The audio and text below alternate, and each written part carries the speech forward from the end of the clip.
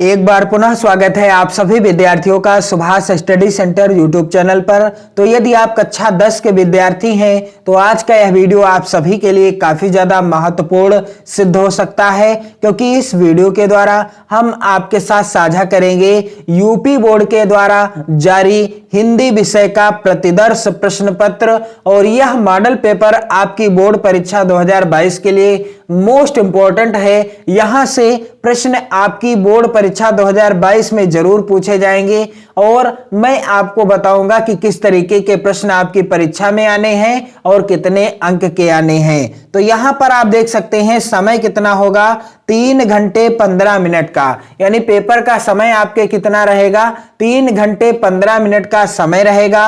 और पेपर का पूर्णांक क्या रहेगा, 70 अंकों का पूर्णांक होगा। और यहां आप देख सकते हैं कुछ सामान्य से नोट्स भी आपके प्रश्न पत्र में लिखे होंगे, जैसे कि प्रारंभ के 15 मिनट परीक्षार्थियों को प्रश्न पत्र पढ़ने के लिए निर्धारित हैं। प्रारंभ के 15 मिनट परीक्षार्थियों को प्रश्न पत्र पढ़ने के लिए निर्धारित हैं। और यहां पर आप देख सकते हैं कुछ इस तरीके के प्रश्न पूछे जाएंगे। यहां प्रश्न संख्या 1 का के अंतर्गत पूछा गया है, निम्नलिखित में से कोई एक कथन सही है, उसे पहचान कर लिखिए। और यहां आप देख सकते हैं पहला कथन है, सरस्वती पत्रिका की संपादक महादेवी वर्मा थी। दूसरा है, क्या भूलूं क्या याद करूं, हरिवंश राय बच्चन की आत्मकथा है। तीसरा कथन है, रामविलास शर्मा कवि के रूप में प्रसिद्ध हैं। और चौथा कथन है, मैला अंचल कहानी विधा की रचना है। तो यह जो प्रश्न है मोस्ट इंपॉर्टेंट है 2022 बोर्ड परीक्षा के लिए। और यह प्रश्न पूछा गया है कितने अंक का, 1 अंक का पूछा गया है। और इस प्रश्न का सही उत्तर क्या हो जाएगा, तो क्या भूलूं क्या याद करूं, हरिवंश राय बच्चन की आत्मकथा है। अगला प्रश्न 1 ख के अंतर्गत कुछ इस तरीके का प्रश्न पूछा जाएगा आपसे। यहां देख सकते हैं आप, रस मीमांसा किसकी आलोचना कृति है। यहां पर आप देख सकते हैं पहला विकल्प रामचंद्र शुक्ल, दूसरा विकल्प महावीर प्रसाद द्विवेदी, तीसरा विकल्प है रंगेय राघव और चौथा विकल्प है केदारनाथ सिंह। तो राइट आंसर क्या हो जाएगा, रस मीमांसा किसकी आलोचना कृति है, रामचंद्र शुक्ल जी की रचना है। और यह जो प्रश्न पूछा गया है 1 नंबर का पूछा गया है। प्रश्न संख्या 1 ग के अंतर्गत आप देख सकते हैं कुछ इस तरीके का प्रश्न पूछा जा सकता है आपकी बोर्ड परीक्षा में, निम्नलिखित में से किसी एक रचना की लेखक का नाम लिखिए। निम्नलिखित में से किसी एक रचना की लेखक का नाम लिखिए। यहां पर आप देख सकते हैं अथाह सागर, दूसरा है अर्धनारीश्वर, तीसरा है मेरी असफलताएं, चौथा है लहरों के राजहंस। तो आपको क्या करना है, किसी एक रचना के रचनाकार का नाम लिखना है। जैसे अथाह सागर किसकी रचना है, जयप्रकाश भारती की रचना है। अर्धनारीश्वर किसकी रचना है, अर्धनारीश्वर रामधारी सिंह दिनकर जी की रचना है। तो आपको क्या करना है, किसी एक रचना के रचयिता का नाम लिखना है। और प्रश्न संख्या घ जो कि इस प्रकार से पूछा जाएगा, गेहूं और गुलाब किसकी रचना है। गेहूं और गुलाब किसकी रचना है। यहां आप देख सकते हैं 4 विकल्प दिए गए हैं, सही उत्तर देने पर आपको 1 नंबर मिलेगा। और गेहूं और गुलाब रचना किसकी है, राम वृक्ष बेनीपुरी जी की रचना है। राम वृक्ष बेनीपुरी जी की रचना है, आप ध्यान दीजिएगा। और प्रश्न संख्या 1 अंगा के अंतर्गत त्याग पत्र किस विधा की रचना है। तो यह किस विधा की रचना है, उपन्यास विधा की रचना है, आप ध्यान दीजिएगा। त्याग पत्र उपन्यास विधा की रचना है। और यह किसकी रचना है, जैनेन्द्र कुमार जी की रचना है। तो आपके हिंदी के पेपर में प्रश्न संख्या 1 के अंतर्गत जितने भी प्रश्न होंगे, 1 का, 1 खा, गा, घा और अंगा, ये सभी क्या होंगे, बहुविकल्पी प्रश्न होंगे। कौन से, बहुविकल्पी प्रश्न होंगे, बहुविकल्पीय प्रश्न होंगे। और प्रत्येक प्रश्न 1 नंबर का पूछा जाएगा, आप ध्यान दीजिएगा। और प्रश्न संख्या 2 के अंतर्गत आप देख सकते हैं 2 का जो पूछा गया है प्रश्न, रीति मुक्त धारा की किन्हीं 2 कवियों का नाम लिखिए। और यह प्रश्न आया है 2 नंबर का। और यहां पर आप देख सकते हैं 2 खा के अंतर्गत प्रश्न पूछा गया है, छायावाद की 2 प्रवृत्तियों का उल्लेख कीजिए। यह प्रश्न भी 2 नंबर का पूछा गया है। तो किसी भी युग की प्रवृत्तियों से रिलेटेड एक प्रश्न जरूर पूछा जाएगा आपकी बोर्ड परीक्षा में। प्रश्न संख्या 2 के अंतर्गत पूछा गया है उत्तरायण कृति के रचनाकार का नाम लिखिए और यह प्रश्न आया हुआ है 1 नंबर का। अगला प्रश्न है प्रश्न संख्या 3, निम्नलिखित गद्यांशों में से किसी एक के नीचे दिए गए प्रश्नों के उत्तर दीजिए। तो यहां पर आप देख सकते हैं 2 गद्यांश दिए गए हैं। आपको क्या करना है, किसी एक गद्यांश के नीचे दिए गए प्रश्नों के उत्तर देना है, जिसके लिए आपको कितने नंबर मिलेंगे, 6 नंबर मिलेंगे। यहां आप देख सकते हैं किसी एक गद्यांश के नीचे दिए गए प्रश्नों का उत्तर जब आप देंगे तब आपको कितने नंबर मिलेंगे, 6 नंबर मिल जाएंगे। प्रश्न संख्या यहां पर आप देख सकते हैं 4 के अंतर्गत पूछा गया है निम्नलिखित पद्यांशों में से किसी एक की ससंदर्भ व्याख्या कीजिए तथा काव्य सौंदर्य स्पष्ट कीजिए। और यह प्रश्न पूछा गया है कितने नंबर का, 6 नंबर का यह भी प्रश्न पूछा गया है और आपकी बोर्ड परीक्षा में 6 नंबर का ही प्रश्न पूछा जाएगा। तो 4 का के अंतर्गत पद्यांश है निर्भय स्वागत करो मृत्यु का, मृत्यु एक है विश्राम स्थल, जीव जहां से फिर चलता है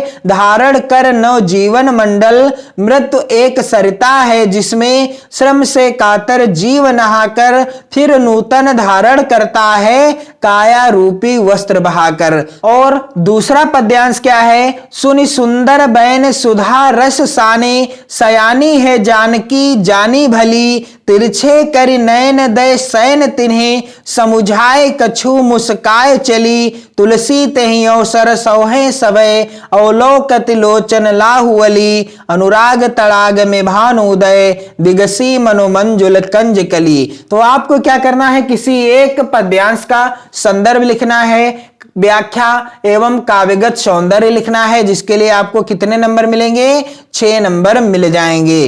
प्रश्न संख्या यहां आप देख सकते हैं 5 का के अंतर्गत कुछ इस तरीके का प्रश्न आपकी बोर्ड परीक्षा में पूछा जाएगा।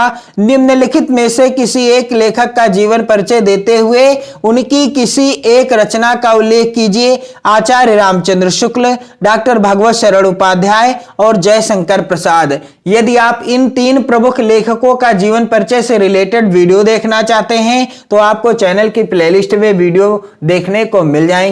बिल्कुल आसान शब्दों में मैंने बताया है इन सभी महत्वपूर्ण कवियों और लेखकों का जीवन परिचय। और यह जो प्रश्न पूछा जाएगा कितने नंबर का, 3 नंबर का। आपको क्या करना है, किसी एक लेखक का जीवन परिचय और उसकी एक रचना का नाम लिखना है। प्रश्न संख्या 5 खा के अंतर्गत पूछा जाएगा निम्नलिखित कवियों में से किसी एक कवि का जीवन परिचय दीजिए तथा उनकी किसी एक रचना का नाम लिखिए। तो यह जो है प्रश्न पूछा जाएगा 3 नंबर का। और यहां आप देख सकते हैं मैथिली शरण गुप्त, महादेवी वर्मा, सूरदास। आपको क्या करना है, किसी एक कवि का जीवन परिचय लिखना है और उनकी किसी एक रचना का भी नाम लिखना है, जिसके लिए 3 नंबर निर्धारित हैं। और प्रश्न संख्या 6 के अंतर्गत आप देख सकते हैं निम्नलिखित में से किसी एक का संदर्भ हिंदी में अनुवाद कीजिए। तो यहां आप देख सकते हैं एक दिया गया है संस्कृत का गद्यांश और दूसरा दिया गया है संस्कृत का श्लोक। आपको क्या करना है, किसी एक का संदर्भ लिखना है, उसकी हिंदी में व्याख्या भी करनी है, यानी हिंदी अनुवाद करना है, जिसके लिए आपको कितने नंबर मिलेंगे, यह प्रश्न पूछा जाएगा 4 नंबर का। प्रश्न संख्या 7 का जो कि इस प्रकार से पूछा जाएगा, अपनी पाठ पुस्तक से कंठस्थ किया हुआ कोई एक श्लोक लिखिए जो इस प्रश्न पत्र में ना आया हो। तो मैं आपको सलाह दूंगा कि आप 2 श्लोक, कितने, 2 श्लोक जरूर तैयार कर लें, क्योंकि यदि एक श्लोक आपकी बोर्ड परीक्षा में आ जाता है तब आप दूसरा श्लोक लिख सकते हैं और ये 2 नंबर बिल्कुल पक्के कर सकते हैं। अगला जो प्रश्न है यहां आप देख सकते हैं 7 खा के अंतर्गत निम्नलिखित प्रश्नों में से किन्हीं 2 प्रश्नों के उत्तर संस्कृत में लिखिए। और आपको क्या करना है, किन्हीं 2 प्रश्नों का उत्तर संस्कृत में लिखना है, जिसके लिए आपको कितने नंबर मिलेंगे, 2 नंबर मिलेंगे। कितने, 2 नंबर मिलेंगे। यहां आप देख सकते हैं 5 प्रश्न दिए गए हैं संस्कृत के, आपको किन्हीं 2 प्रश्नों के ही उत्तर लिखना है। अगला जो प्रश्न है यहां आप देख सकते हैं 8 का के अंतर्गत करुण अथवा हास्य रस का स्थायी भाव और परिभाषा बताइए। तो आपको चैनल की प्लेलिस्ट में करुण रस और हास्य रस से रिलेटेड वीडियो देखने को मिल जाएगा। बिल्कुल आसान शब्दों में बताने का प्रयास किया है मैंने। और यहां पर 8 खा के अंतर्गत प्रश्न पूछा गया है उपमा अथवा रूपक अलंकार की परिभाषा देते हुए उदाहरण बताइए। और यह प्रश्न भी 2 नंबर का है और आपको क्या करना है, उपमा, रूपक और अनुप्रास अलंकार, इन तीनों अलंकारों से रिलेटेड वीडियो को चैनल की प्लेलिस्ट में जरूर देख लें। और अगला प्रश्न है 8 गा के अंतर्गत सोरठा अथवा रोला छंद की परिभाषा देते हुए उदाहरण बताइए। तो आपको चैनल की प्लेलिस्ट के द्वारा सोरठा छंद की परिभाषा और उदाहरण से भी रिलेटेड वीडियो देखने को मिल जाएगा। और यह प्रश्न पूछा गया है 2 नंबर का। प्रश्न संख्या 9 का, जो कि इस प्रकार से आपकी बोर्ड परीक्षा में प्रश्न पूछे जाएंगे। निम्नलिखित उपसर्गों में से किन्हीं 3 के मेल से एक एक शब्द बनाइए। तो यहां आप देख सकते हैं 6 उपसर्ग दिए गए हैं। आपको क्या करना है, किन्हीं 3 के मेल से एक एक शब्द बनाना है, जिसके लिए आपको कितने नंबर यहां से मिलेंगे, 3 नंबर मिल जाएंगे। अगला प्रश्न है, यहां पर आप देख सकते हैं 9 खा के अंतर्गत निम्नलिखित में से किन्हीं 2 प्रत्ययों के प्रयोग से एक एक शब्द बनाइए। तो यहां आप देख सकते हैं 4 प्रत्यय दिए गए हैं। इनका प्रयोग करके आपको किन्हीं 2 शब्दों का निर्माण करना है और यह प्रश्न है 2 नंबर का। अगला प्रश्न है, यहां पर आप देख सकते हैं 9 गा के अंतर्गत निम्नलिखित में से किन्हीं 2 का समास विग्रह कीजिए तथा समास का नाम भी बताइए। तो यहां पर आप देख सकते हैं 4 विकल्प दिए गए हैं। आपको क्या करना है, किन्हीं 2 का समास विग्रह करना है और समास का नाम भी लिखना है, जिसके लिए आपको 2 नंबर मिल जाएंगे। यहां पर आप देख सकते हैं प्रश्न संख्या 9 घा के अंतर्गत कुछ इस तरीके का प्रश्न आपकी प्री बोर्ड और बोर्ड परीक्षा में पूछा जाएगा। निम्नलिखित में से किन्हीं 2 शब्दों के तत्सम रूप लिखिए। तो यहां आप देख सकते हैं 4 विकल्प दिए गए हैं। आपको किन्हीं 2 के तत्सम रूप लिखकर देना है, जिसके लिए आपको 2 नंबर मिल जाएंगे। और प्रश्न संख्या 9 अंगा के अंतर्गत पूछा गया है, निम्नलिखित में से किन्हीं 2 शब्दों के 2-2 पर्यायवाची लिखिए। तो यहां आप देख सकते हैं 4 शब्द दिए गए हैं। आपको क्या करना है, किन्हीं 2 शब्दों के 2-2 पर्यायवाची लिखना है, जिसके लिए आपको 2 नंबर मिल जाएंगे। प्रश्न संख्या 10 का के अंतर्गत कुछ इस तरीके का प्रश्न आपकी बोर्ड परीक्षा में पूछा जाएगा। निम्नलिखित शब्दों में से किन्हीं 2 का संधि विच्छेद कीजिए और संधि का नाम लिखिए। तो यहां पर आपको क्या करना है, किन्हीं 2 का संधि विच्छेद करना है। 4 विकल्प दिए होंगे और संधि का नाम भी लिखना है। और प्रश्न संख्या 10 खा के अंतर्गत प्रश्न कुछ इस तरीके का पूछा जाएगा, निम्नलिखित शब्दों की चतुर्थी विभक्ति एवं द्विवचन का रूप लिखिए। तो यह जो है प्रश्न मोस्ट इंपॉर्टेंट है 2022 बोर्ड परीक्षा के लिए। यहां पर आप देख सकते हैं यह प्रश्न पूछा गया है 2 नंबर का। और अगला जो प्रश्न है, यहां पर आप देख सकते हैं 10 गा के अंतर्गत निम्नलिखित शब्दों में से किसी एक का धातु लकार पुरुष तथा वचन का उल्लेख कीजिए। तो यह जो प्रश्न पूछा जाएगा कितने नंबर का, 2 नंबर का पूछा जाएगा। और यहां आप देख सकते हैं 3 विकल्प दिए गए हैं। आपको किसी एक का धातु बताना है, लकार, पुरुष तथा वचन को बताना है, तब आप का ये 2 नंबर बिल्कुल पक्के हो जाएंगे यदि आपका उत्तर सही है तो। और अगला प्रश्न है, यहां पर आप देख सकते हैं 10 घा के अंतर्गत निम्नलिखित में से किन्हीं 2 वाक्यों का संस्कृत में अनुवाद कीजिए। तो यहां आप देख सकते हैं एक वाक्य दिया गया है, प्रयाग गंगा तट पर स्थित है। और अगला वाक्य दिया गया है, तुम दोनों क्या करते हो, विद्या विनय से बढ़ती है। और अगला वाक्य है, गंगा भारत की पवित्र नदी है। अगला वाक्य है, हमें माता पिता की सेवा करनी चाहिए। तो आपको क्या करना है, 5 वाक्य दिए होंगे, आपको किन्हीं 2 वाक्यों का संस्कृत में अनुवाद करना है, जिसके लिए आपको कितने नंबर, 2 नंबर मिलेंगे। आप ध्यान दीजिएगा इस चीज का। और अगला जो प्रश्न है प्रश्न संख्या 11, जो कि इस प्रकार से पूछा जाएगा आपकी बोर्ड परीक्षा में, निम्नलिखित विषयों में से किसी एक विषय पर निबंध लिखिए। तो यहां आप देख सकते हैं स्वास्थ्य और शिक्षा, अगला है पर्यावरण प्रदूषण। इस पर निबंध से रिलेटेड वीडियो आपको चैनल की प्लेलिस्ट में मिल जाएगा। मैंने बिल्कुल आसान शब्दों में बताने का प्रयास किया है। और वन महोत्सव, साहित्य और समाज, ये भी महत्वपूर्ण हैं, इन पर भी आप निबंध जरूर तैयार कर लीजिएगा।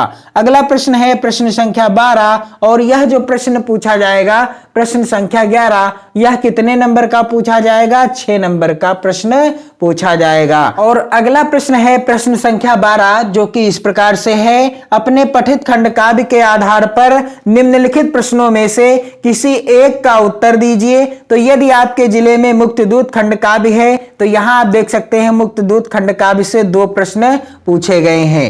तो यहां पर आप देख सकते हैं प्रत्येक खंड काव्य से 2-2 प्रश्न पूछे गए हैं। कितने?